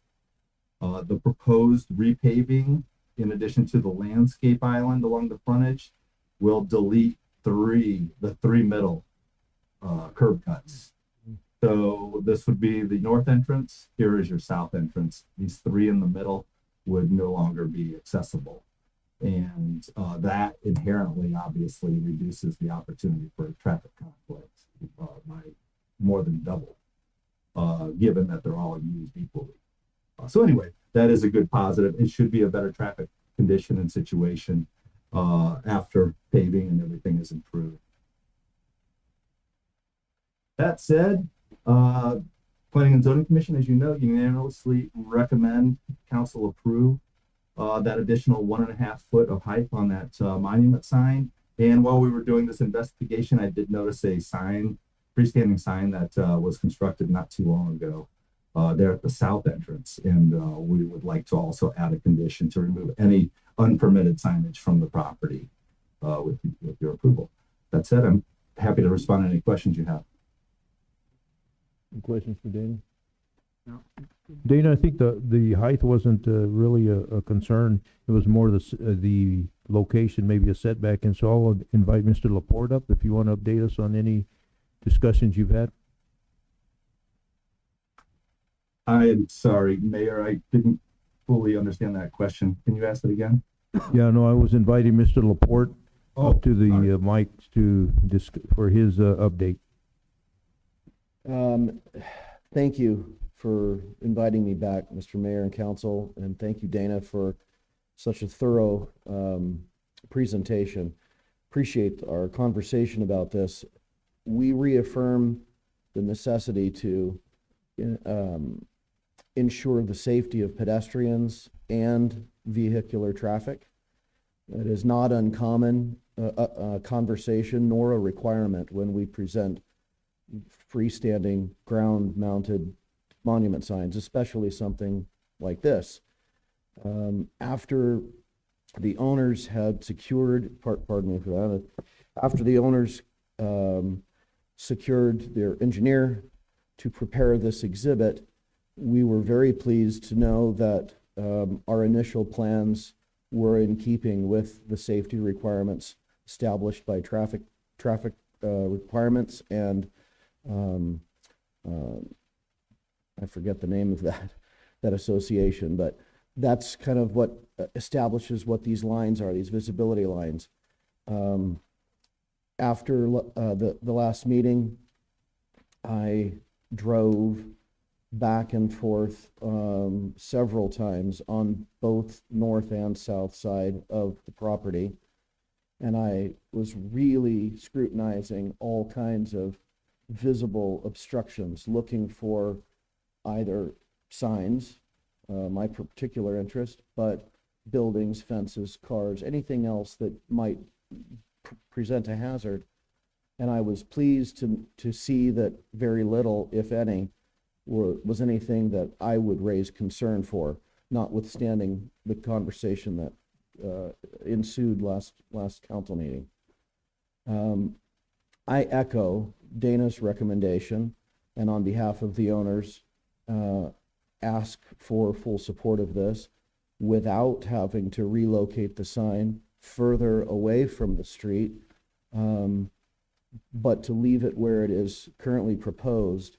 Doing so not only advances the opportunity for the sign to be seen, given the traffic speed, but also does not impede parking plans. And that's a really high priority for the ownership group. Much has been considered and much investment has been made to improve the property. And the signage, I think, we believe as a team, not only as a contractor, but the ownership group, believe that this will really enhance business for the people there. The added stipulation to remove illegal signage, I'm fully in support of. I believe that's a small ground sign that is to the far south. With the addition of this new sign, that provides even greater visibility for that tenant. So I don't think that there's going to be any contention there at all. So that's what I would propose. I appreciate our conversation. I appreciate the exhibit that came from this. I think it assures us all that everything's been done properly and in accordance with law. I know I brought that up, and I'm thankful that you guys looked into it. I just wanted to make sure that we had thought about that, because we had another adjacent property where they had put out a sign temporarily, and it was definitely blocking the view, and it was pretty scary. So I just want to make sure your sign wasn't doing that. So I'm glad to hear it complies. Time has lapsed since we spoke when this was previously considered, but that time is not overshadowing life safety.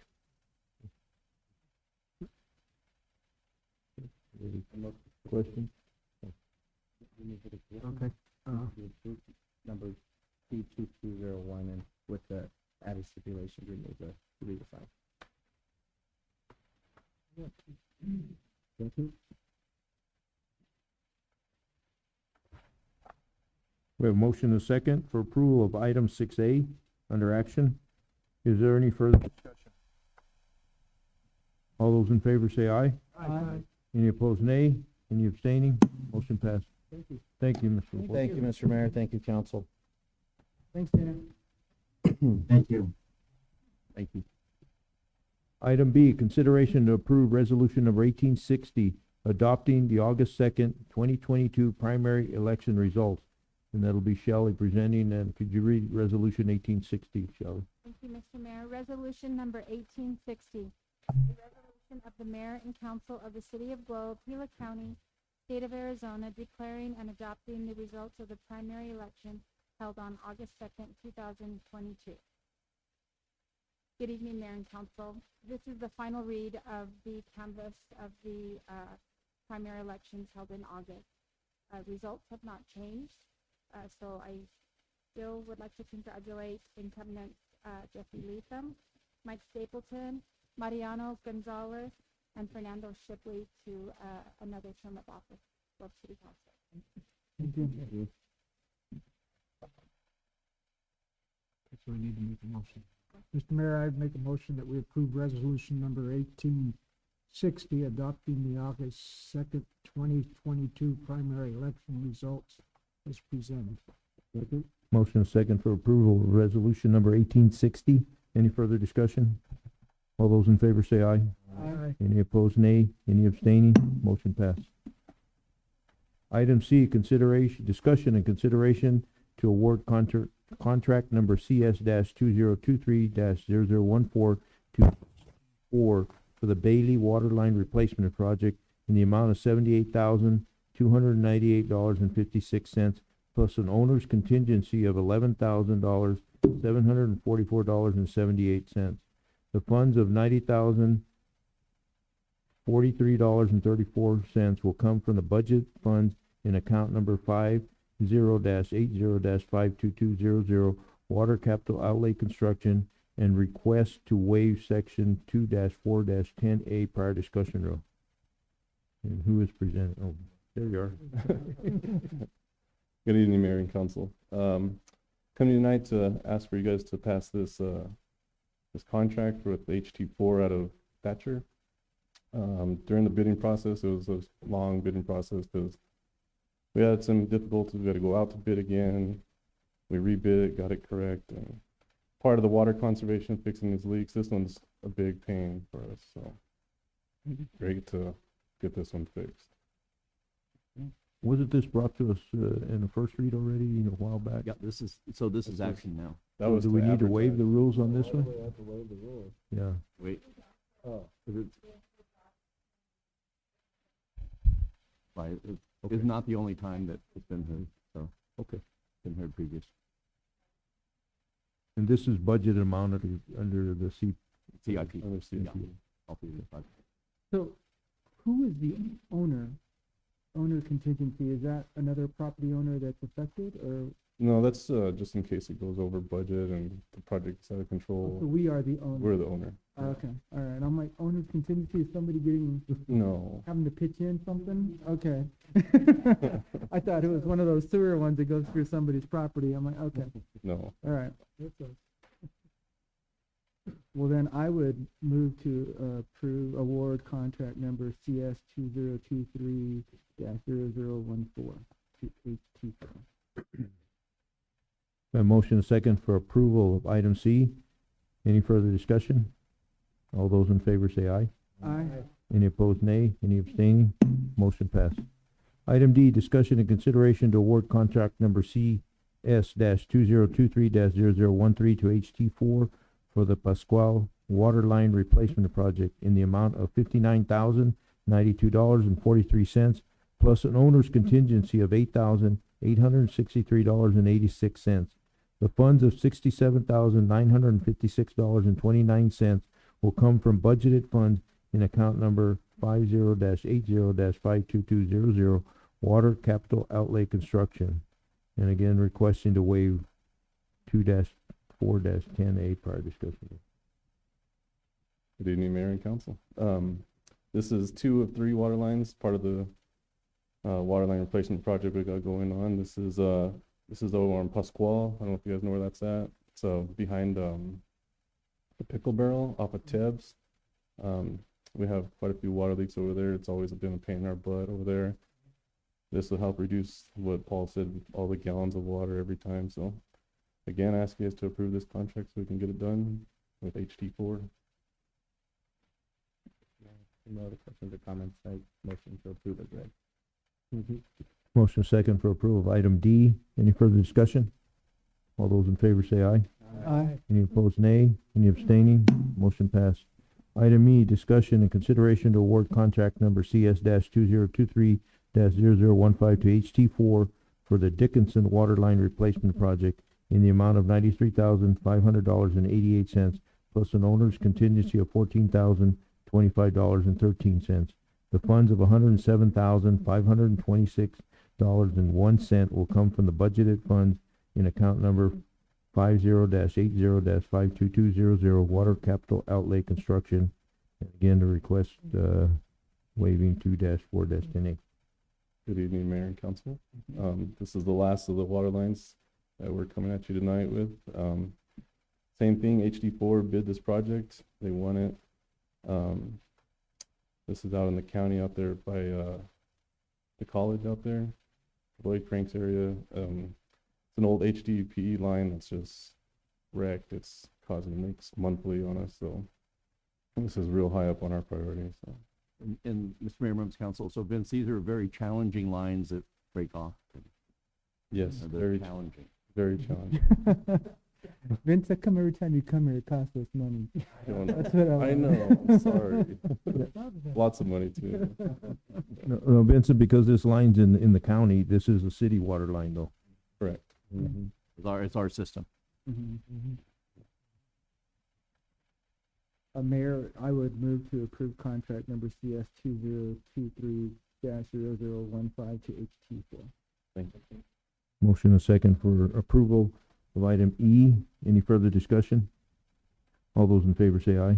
Aye. Any opposed, nay. Any abstaining? Motion passed. Thank you. Thank you, Vince. Item F, consideration to approve the purchase agreement with Jesse E. and Kathy J. Bollinger to purchase the property located at 1300 North Broad Street. Paul. Mr. Mayor, members of council, this is a purchase agreement for what we refer to as the evidence building. Used to be the pawn shop that Mr. Bollinger owns, and we have been leasing that. And so this would be the purchase agreement been signed by the owner. We've already taken care of the appraisal. We're in the process of doing the phase 1 environmental. The two things are contingent, and then by approving this, we're able to go into escrow, and we hope to wrap this in about 30 days. Go ahead, Mike. What did we pay for this unit for? So we're at 180,000. 180? 180,000 that we agreed to, Mr. Bollinger and I, and we think that's a very fair price. What is it approved for? Yeah, so we had hired appraisal. It appraised sufficiently to justify of 180,000. Okay. Mayor, any other questions or comments tonight? Motion to approve the purchase of 180,000. We have a motion. Second. Second. Motion second for approval of item F. Any further discussion? All those in favor say aye. Aye. Any opposed, nay. Any abstaining? Motion passed. Item G is consideration to approve the market rate salary study adjustment applied to the position of city manager and possible direction to the city attorney to prepare amendment number 3 to the city manager's employment contract for the mayor's signature to reflect the newly adjusted wage in the annual wage amount of $146,371. And I'll start with an opening comment because my name's on there. Okay. We all had the opportunity to review the documents and saw a presentation of the market study rate that was presented by Kay on how she came out with figures and on all our employees.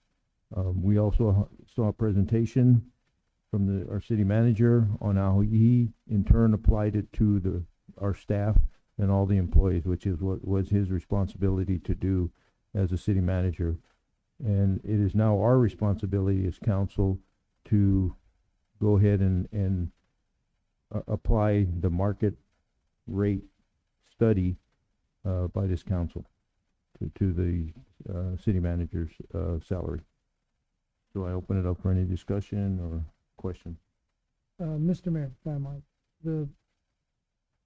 Discussion last Friday refreshed us with the effort of this long 2.5-year journey of how to solve some discrepancies within the system and how to prepare and retain, especially retain our employees into the future. It's been a long journey, and I'm the newest member of the council, and this was a particularly difficult process.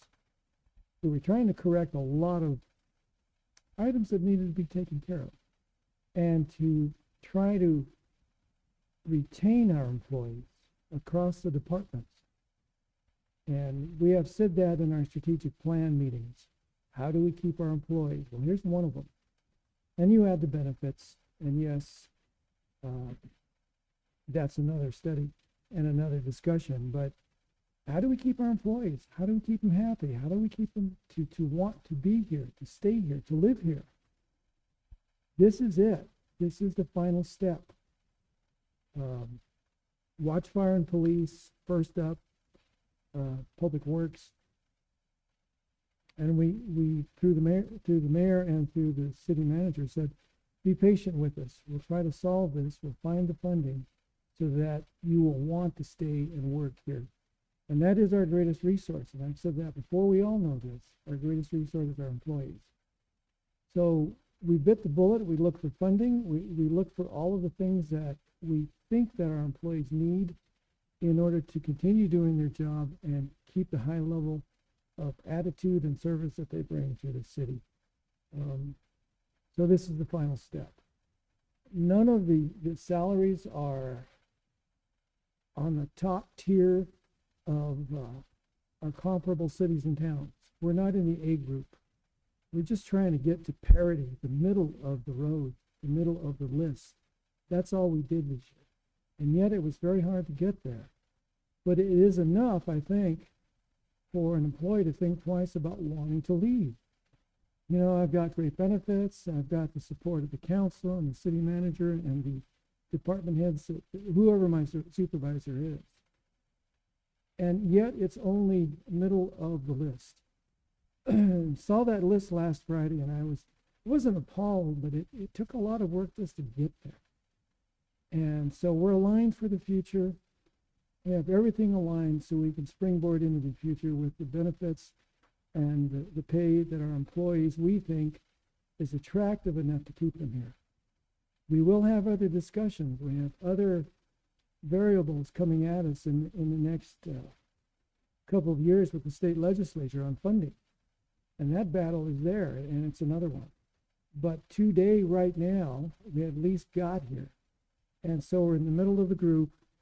We're not the highest paying entity, local entity in the state, but at least we got there. And now we need to work again as a council, I think, and worry about that future. That's what we have to do at the highest level here on the days. But I'm glad we made that journey. I'm very happy that some of our employees had to wait a while to get to this point in time. So I want to thank them for their patience. I want to thank them for continuing the high level of work and attitude that they bring every day. So I'm really proud of that. Thank you all for that effort. We don't know what the future has, but today, right now, we've at least accomplished one thing, and that's to kind of give hope to our employees so that they will continue doing that good job. That's all I have, Mr. Mayor. Thank you. Mark Fernando? Just real quick, we're a strong manager form of government, so that means that all our employees are actually work under Paul and all the other levels of management. So the only employee that the city council actually has is the city manager. That's why this is a separate item, and that's why we're doing this here. And this is not a merit award. It wasn't like we looked at it and said, oh, you're doing a good job or you need to improve. This is just to bring him to the median, to where his competitors, all the other city managers that are our size, to be fair. So that's what we're doing, is we're bringing them to market level with this item. Thank you. Any comment? I would just, I've been in government for so many darn years. I have trouble with this darn thing. For all the years that I've been involved in government, this is always probably the hardest step to make, is when you have to take your leader of your organization and give him a salary raise. Because there are people out there who will say, oh, that's wrong and he doesn't deserve it. And there's other people who will say, he does deserve it. And, you know, that's a decision we make. He came to us with the proposal to provide for all the employees in the city. And it was a good proposal. We had questions. We were able to talk with the consultants. The consultants did a complete study of comparative cities and towns in the state of Arizona. The information was just unbelievable how much information we had. And we even brought her back to explain it to us and walk us through the process and everything. And I have no qualms at all to saying that, you know, I think our city manager deserves what he's getting. Okay, and like Mariano says, it is in the middle of range, and we were comfortable with that, and I believe he's comfortable with that. So that's how I stand on the issue. Thank you, Mark. Yoshi? So I think this council, we do a great job of being proactive instead of reactive. And part of that was fighting to get the salary study done and making sure that we were where we need to be as a city to pay and retain our employees, that we're not losing employees to McDonald's or, you know, another place. We need to be just as competitive. We can't compete all the time with metropolitan areas, but it doesn't mean that we should stop or not want to try. We should be able to keep those employees here. Part of that is, again, with the city manager. I think looking at that pay study and bringing that back, he brought it up in a subgroup, the council subgroup. Again, being proactive, the council meets in subgroups, and we discuss different items. Part of that is he brought this up, and that, I'm going to be quite frank, I've forgotten even what the lady even spoke about in the subgroup 2 years ago. What the information was that she brought. I mean, it was so much information. So we asked for it to be brought back so we could refresh it. The council could refresh again, go over that information, make sure that it was, again, pushed to the employees, and then brought back. The city manager even went as far as stating that he wasn't going to take a raise for 2 years, that he would wait and then pass it on to the employees and then come back after it was implemented. So I think after that, now it's time for us as a council to look at the information as we did and see where we're at. And so I'm comfortable with giving this raise. And we've as well, city managers raised employees up to 35, some of them 35%, just to make sure. That's how far back we were with paying employees. So this isn't even close to a 35%. Well, 35%. Yeah, one. Okay. So this isn't even So close to bringing you up 35%, and even the replacement cost. Yeah. To replace you with what we looked at would be tremendous compared to what this is. So I thank you for being flexible and saying this is where it is. And I think you do a great job with what you're given. Okay. Thank you. That's all I have now. Thank you, Jesse. Mike, you got any comments? I do, thank you. Unfortunately, I wasn't able to attend that, meeting on Friday. Some of us do have to work. I was at work too. Sorry. It was working. I could not get away. Yeah. I was down 2 people that day. But anyway, I thought about this. We've gone over this several times. You and I have talked about this. You haven't had a raise in over 3.5 years. Right. When I worked at Motorola for 35 years, my average raise anywhere from 6 to 10% every year. So you're right in line if you ask me. And I'm perfectly okay with this. I don't have a problem at all. I think you deserve it. You do a really good job. And to replace you, we'd have to start all over again. I think I'm the longest one on You're this the, council. you're the only person the that old was guy. on the hiring committee Right. that hired me. I'm- So I've worked with. That's your fault. My, Yeah. sorry, guy. But I did work with previous Yeah. managers, a couple of them, and, I think by far you're an outstanding, person. You do an outstanding job, and I'm proud to work with you, Well, thank you. so thank you. And, I don't have a problem with this at all.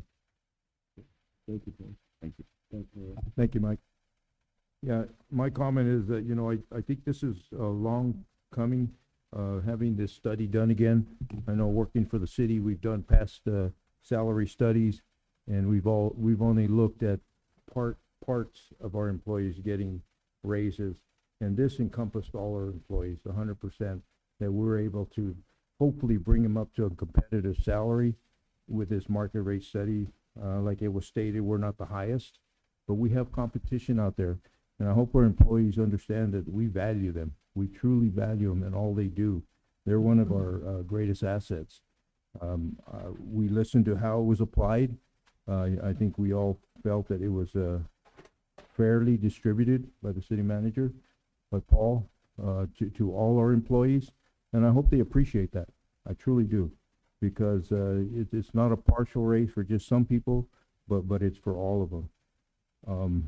We were committed. We committed this even with our 1% sales tax increase, that we committed to our employees, that we value them and we wanted to raise them. And it's only fair, we're the ones making the choice for our city manager, that we apply that market rate study, also that increase to our city manager. He's done a lot here. We've moved our city forward. And we got a long ways to go. We got many more challenges, and we're ready to face them. And I do agree that we need to bring him to that level in order to be competitive in other areas. Mr. Mayor, members of council, I will tell you, it was so important that we address retention and keeping the quality staff within all of the changes in the past 2 years. It was important that we take action in 2021, or it would have been worse. But the hardest thing I've done is telling half of the staff that you're gonna have to wait a year. And they did it, and they did it proudly, and they did it without complaint. And they are very, to a person, I believe, very thankful to this council for believing in them and wanting to retain them and wanting to offer a market salary so they can feel comfortable that they're in the right place. I will say, given everything that we know now, it's even doubly important that we have stabilized our staff, because we know and trying to replace the people we do need to replace, it's tough. It's tough in this market right now. And so I thank you for your support of me, but more so I thank you for your support of all city staff and seeing the importance of this and supporting it wholeheartedly for the past year and a half. So thank you. Mr. Mayor, are you taking a motion, sir? Yes, I guess so. No more discussion, yes. I guess this one's mine. I'd like to do this. I'd like to make a motion to approve the market rate salary study adjustment applied to the position of city manager, and possible direction to the city attorney to prepare amendment number 3 to the city manager's employment contract for the mayor's signature to reflect the newly adjusted wage in the annual wage amount of $146,371. Second. Motion second for approval of item G. Any further discussion? All those in favor say aye. Aye. Any opposed, nay. Any abstaining? Motion passed. Thank you. All. Thank you. Congratulations, sir. Congratulations. Any late agenda items? We have none listed. We have none. We have our second call to the public. Is there anybody online or on phone or anybody in the public that would want to address us, call to the public? I see nothing on the email. Okay. We have one. We have one, yeah, and we'll fill out the card after, but come to the mic here if you want. Up here to the mic, state your name and your address.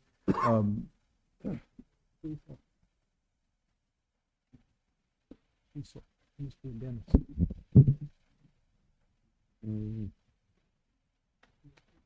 Cecil Barton, Hill Street.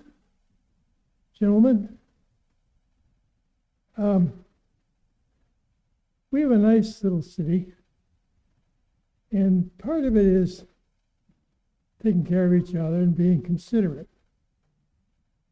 And recently, I think we have some citizens who are being very annoying, some automobiles with, I don't know what they lack or what they are, but they're really making a lot of noise. Do we have much of a noise ordinance in Globe, or do we?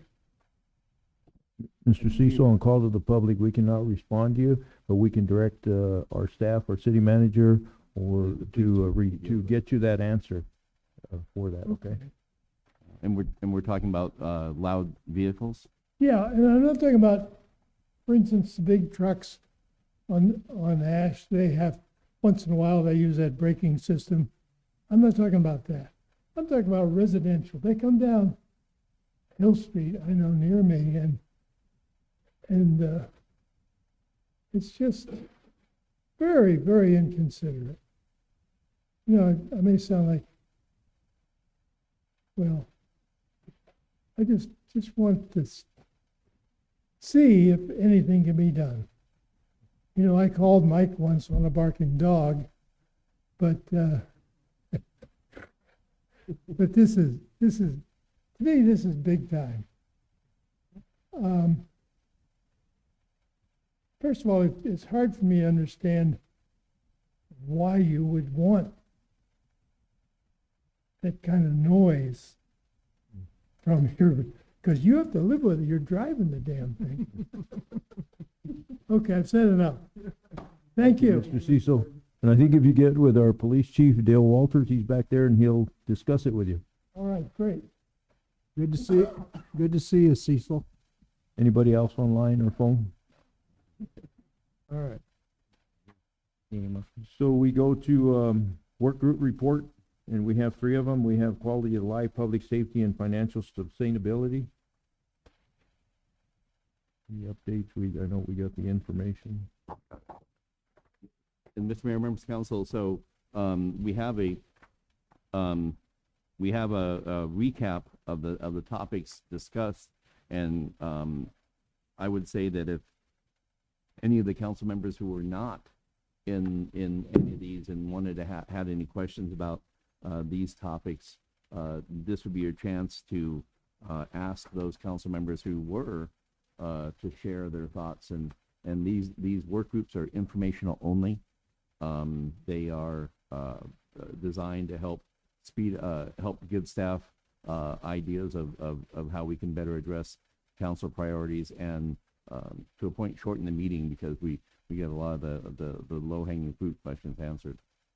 But this is your chance to talk among yourselves. I don't have any questions. Under public safety, just so the rest of the council knows that it was a good discussion on both fire and police. And I think currently they're working on a grant to help satisfy some of the requests from the fire department. I think it's important. It all goes towards what they have worked on in their community wildfire plan, and also working towards the Firewise community and funding for that. So we hope they're successful. I think they have submitted some grant in there, and moving forward. In police the same way. I think the presentations they gave were not fully funded by the city of Globe, although they'll be city of Globe employees. I think we're only funded at a quarter. So.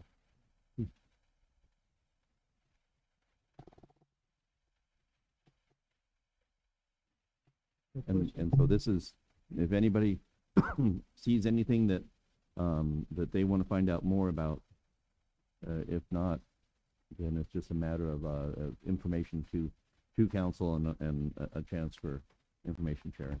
Yeah, there's no motion or anything. No adoption, but and there was wide-ranging discussions. Yep. Any other? No? Any scheduling of meetings? I believe we do not have, no, we do not have anything to schedule a meeting. Oh, we are, yeah, we are going to, that is not a council meeting, but we are going to reschedule that to make sure we can accommodate your schedule. Thank you. No problem. Consideration of any future agenda items? I would like to bring one up. I don't know if we have time to do that, but I'd like to see what the process is. I mentioned the stand event on October 15th, which is a push to educate and help our youth and our parents and our teachers on fentanyl overdoses. They're having that event. They have 3 different sponsorships. They have a $50, $100, and a $250 is the highest sponsorship to help with this event. We've already had numerous donations. I'd like to see as a city if we could be sponsors also with this event. That'll take place on October 15th. I don't know what the process is. And Mr. Mayor, we have council has a budget, and I think you mentioned $250. That is something we could handle administratively if you would like to use that as your community money and apply that to that source. I don't believe it has to come back to council for approval. So we can talk afterwards and. We do. Yeah, so much. I appreciate that very much. I think it's very important. This is just the first step in working towards education. They are under a 501c3 under Genesis of Miami. Okay. So those checks that check will have to be made out to Genesis and with the memo of the stand event and to go to. Do you have any more money in that Iglesias account? What's that? Cristo Iglesias. You had money in there that you were giving to 501c3. Yeah, I don't know if we do. If we have any more money in there. Remember, we got it from the reservation. Yeah, We gave to 2 of them, but yeah. Let me add that to my list of research. I think there was a little bit left. I can't remember now. Yeah. There was some in there. Yeah, before the CFO now, remember? Yeah. What's that? You said you have to earn your keep now. I said, yeah. Oh, yeah. No, that's that goes citywide. All right. So the Iglesias. Yeah, I think there was they gave us 5,000 or something like that, and I think we only spent maybe 3,000 or 4,000. So that might be in there. Let me. We can find one way or another. We will find a source for that. Okay, and I will get the application form and everything, so we can take care of that. Clerk's office. That would be great. We have no executive session? No, we have one prepared if needed, but I do not believe we need them. Okay. And so I think we're good. Before I call for adjournment, is there anybody from our Citizens Academy that's here attending? I know that's one of their assignments. If you could stand and just be acknowledged. Thank you for attending. There you go.